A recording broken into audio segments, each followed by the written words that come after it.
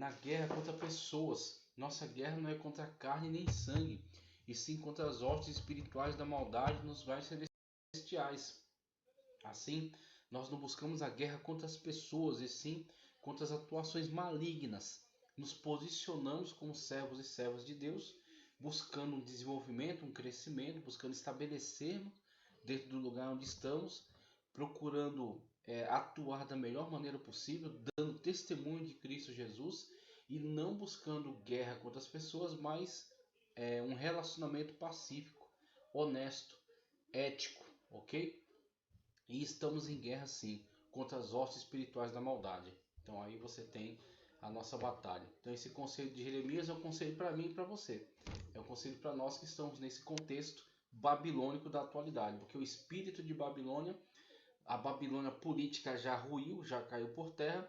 Mas a Babilônia espiritual, o espírito que atuou em Babilônia é o mesmo que atua ao longo dos séculos e está presente na atualidade e será visto sua queda só lá em Apocalipse.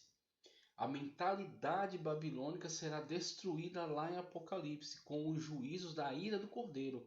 Babilônia vai cair por terra, mas a Babilônia está atuante na atualidade. O espírito que atuou na Babilônia atua hoje. Resumo da lição: o crente fiel pode habitar na Babilônia. Olha que coisa extraordinária. O crente fiel pode habitar na Babilônia, mas a cultura da Babilônia não pode ter domínio sobre ele. A cultura da opulência, a cultura da arrogância, a cultura da soberba. E isso é colocado como um elemento cultural. Então você tem que tomar muito cuidado para fazer essa separação. É como a pessoa que tem a habilidade de comer peixe tirar a espinha. Então muita coisa que é tida como cultura é enriquecedora de fato, é agregadora, agrega de fato a minha e a sua vida com um conhecimento válido, com um conhecimento que traz um desenvolvimento, que traz uma melhora, mas nem tudo que é ofertado como válido, que é ofertado como valor, tá certo? De fato o é. Nem tudo de fato é um valor real, um valor verdadeiro. Muitas das vezes é apenas um tipo de cultura devassa, é um tipo de cultura licenciosa, é uma cultura que alimenta um sentimento de irreverência, tá certo? No sentido de não respeitar os padrões de Deus, não levar em consideração os padrões de Deus, mas agir somente motivado pela sua concupiscência, pelo seu prazer desenfreado, tá certo? E esses prazeres levam você muitas das vezes a uma atitude que venha a desonrar, que venha a agredir a santidade de Deus. Esse é o comportamento babilônico. É o comportamento de autoengrandecimento. Isso está entrando de uma forma avassaladora dentro de muitas igrejas, através da chamada teologia do coach, onde o engrandecimento é sobre a pessoa. Você é importante, você é grande, você pode, você é o cara, você conquista. O engrandecimento é sobre a pessoa. A maneira de comprovar o sucesso é através do enriquecimento, é através do acúmulo de bens. E aí esse acúmulo de bens, ele serve como validação do seu sucesso. O seu sucesso é de fato o selo de garantia de que você é um homem de Deus. Então somente a pessoa que obtém um sucesso financeiro acumulando bens pode se colocar como um homem de Deus bem-sucedido. Esse é o tipo de silogismo, é o tipo de ideia falsa e perigosa que tem trancado a vida de muitas pessoas, tem mantido as pessoas presas a uma lógica completamente antibíblica, uma lógica que não é endossada pelo Senhor e Salvador Jesus Cristo. Então é mentalidade babilônica, tá certo? É comportamento babilônico, é teologia babilônica. Esse tipo de teologia tem destruído vidas. As pessoas ficam presas a ilusões e ficam alimentando esse tipo de coisa e desperdiçando sua vida, desperdiçando sua fé, desperdiçando suas ações com esse tipo de comportamento, com esse tipo de direcionamento.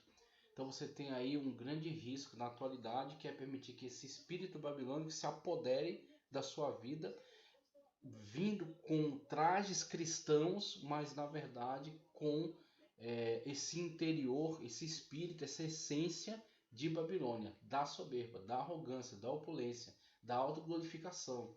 Como Nabucodonosor faz uma estátua para si mesmo e obriga todos a adorarem. Como Nabucodonosor, que olha para a Babilônia e engrandece a si mesmo, dizendo que ele é o construtor dessa tão grande Babilônia. E como resultado disso, até num ato de misericórdia, Deus faz com que ele coma grama com os animais. Ele tem um surto, e nesse surto ele se comporta como uma besta, se comporta como um animal. Então, passado esse tempo em que ele passa por essa situação, Deus traz ele de volta à consciência e ele louva a Deus. Deus lhe deu a oportunidade de se deparar com a loucura do seu comportamento, da sua soberba, como aquilo estava levando ele à ruína. Então Deus nos dá essas oportunidades quando a gente é confrontado, tá certo, com a nossa própria arrogância, a nossa própria soberba, e a gente vê a nossa fragilidade, a gente vê o quanto a gente é pequeno, como a gente é um sopro, e nos deparando com isso, dobramos nossos joelhos e imploramos pela graça divina, pela misericórdia divina, pelo favor divino, e buscamos fazer a vontade de Deus na nossa vida, tá certo? Buscamos estar em sintonia com a vontade de Deus, andar conforme a lei do Espírito, e assim podemos de fato estar em plena comunhão com Cristo Jesus.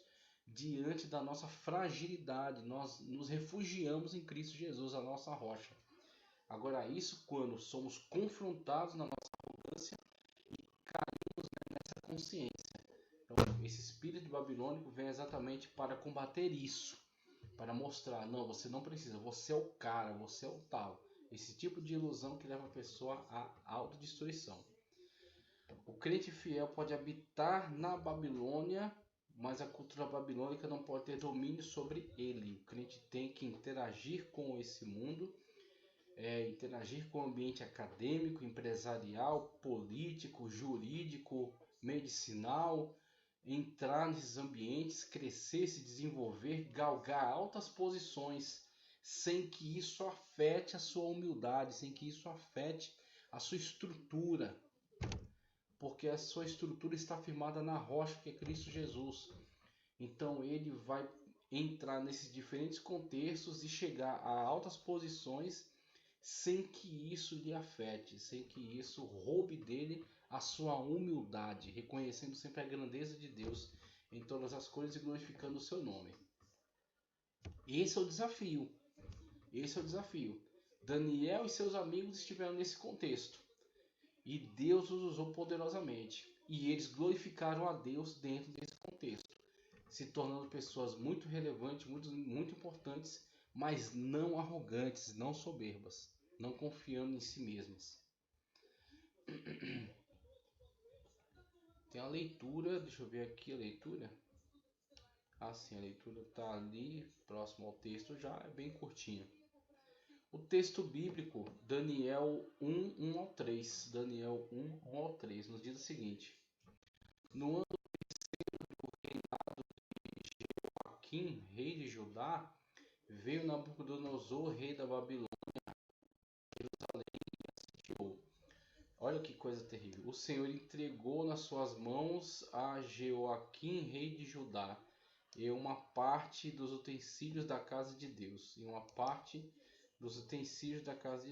Ele os levou para a terra de Sinar, é um antigo nome, né, para a Babilônia, ou a Mesopotâmia, né, a terra entre rios, entre os rios Tigre e Eufrates, e também chamado de Sinar na Sagrada Escritura, para a casa do seu Deus, em D minúsculo aqui, ó, falso Deus, e pôs os utensílios na casa do tesouro do seu Deus, ok? E disse o rei a Aspenaz, chefe dos seus eunucos, que trouxesse alguns dos filhos de Israel e da linhagem real dos nobres. Você tem aí essa fala que foi até abordada na lição passada já com relação àqueles jovens que são levados aí diante desse funcionário, alto funcionário do rei, e é estabelecido ali, ele estabelece para eles a ordem.